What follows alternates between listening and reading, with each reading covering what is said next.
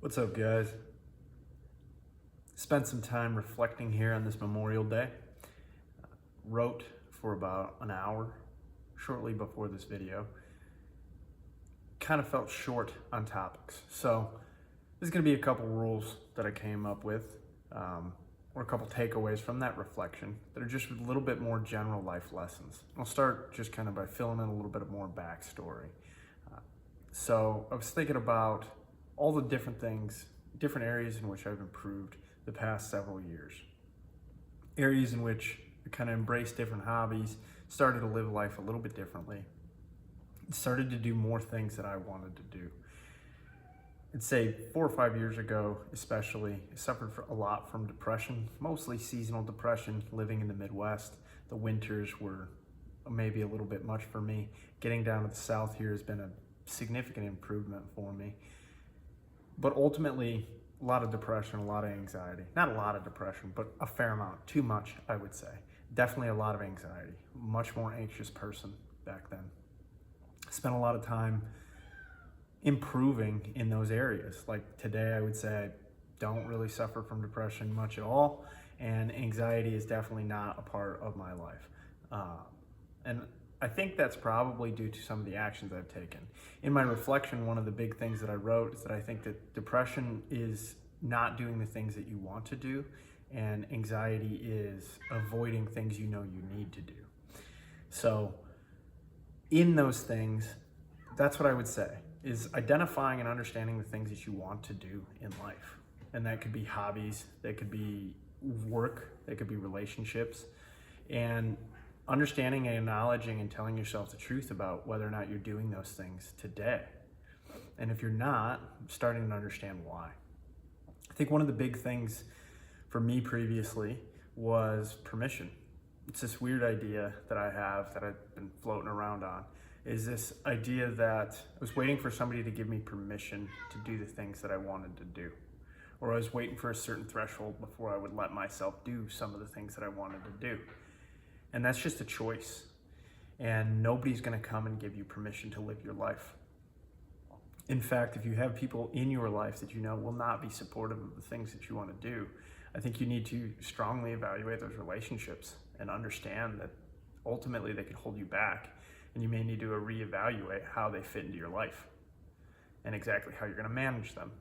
That's one key element of communication, why I think it's so important, is because communication in some instances is going to be, communication skills will be required in order to address those situations. So those two things are massive changes for me in the last several years, is understanding what I want to do and taking action on it. Identifying even the smallest actions that I can take and what can I do, and not all the things that I can't do or the reasons why I can't do them.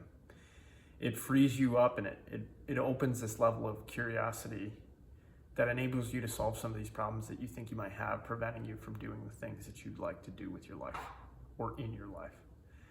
And anxiety is just fixing the problems that you do have, whether you know what those problems are, whether you can define them and state them clearly. It's doing some of the work to understand what they are, and then doing some of the work to fix them, to address them.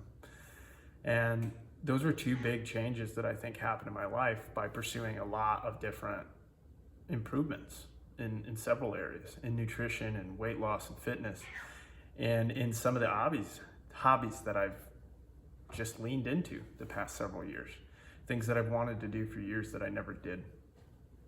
And there's no more really holding myself back from doing that. So when I want to do something, I figure out how to take some action on it, and I go and I figure it out. And that's really the only way to know.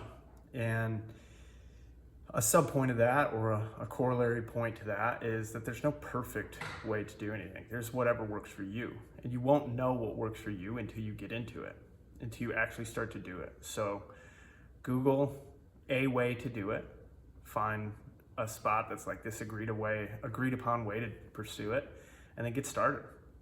You're gonna learn more in the first 30 days or 60 days, 90 days of actually trying and actually seeing what works for you than ever just continuing to research and looking for the perfect system. And that's kind of the conclusion that I was coming to, is understand that I really develop a lot of systems. It's probably the engineer brain that I have. Develop systems in order to support my goals, whether it be running or whether it be bouldering or any real thing, whether it be creating YouTube videos, whether it be writing. It's understanding what system's going to facilitate that. It's going to help with whatever excuses or potential roadblocks that obstacles that I see in the way of whatever it is that I want to pursue. I can develop my way around that.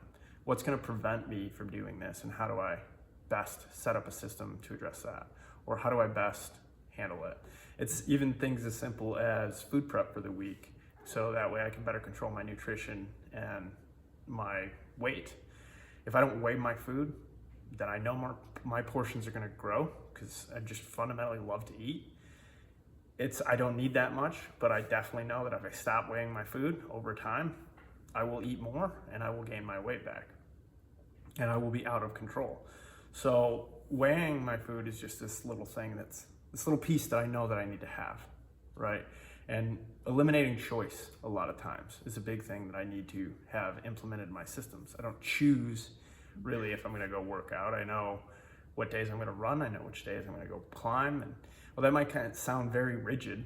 It's useful for me. It's what works for me. And I found that out by doing it. And in doing each of these things, like, I made progress and I was able to achieve some things that I wanted to. And doing Spartans, something that I thought was kind of a crazy idea, like, I learned and I figured out how much I liked it and wanted to do it, how much incentive that gives to continuing to run, even if I don't really care for running that much. And the incentive it gave me to go pursue bouldering, something I always wanted to do and never did. And the side effect of that is just the grip strength and upper body strength that's really helped me in those races and makes me feel better overall. And so I've gotten a lot of byproducts in these improvements, and I've been able to develop much better ways at getting better at things just in and of itself, and built some confidence and developed some courage to be able to go do things that kind of make you feel uncomfortable. I think it wasn't that uncomfortable for me to start talking in front of a camera. It's more uncomfortable probably to push the publish button or to add it and upload it to YouTube. And I've learned things there as well. You know, I recently learned how much a thumbnail makes a difference. In writing, I've learned different things there. In each of the things that you want to do, try to find the things that you think are blocking them. Ask if they're really an obstacle or if they're just your excuse for not doing it, and get into it. You can't know the game until you start playing. So hopefully that helps. If not, this was a video mostly for me. So if you're still riding along, I appreciate you. This has been a good experience. I'm gonna keep doing it, keep growing, keep looking at the next way to kind of get better at it. Invested in some lighting just to even start to get a little bit better of a setup. Very crude lighting, but I think that it is working right now. So in all regards, you got to get into the game and you got to figure it out and choose games that are going to be fulfilling to you. Identify your problems and do the work to fix them. Do the work to identify them. These are some key kind of rules for life that I would say that have helped me greatly, and hopefully you find value in them. You can't lose if you don't quit.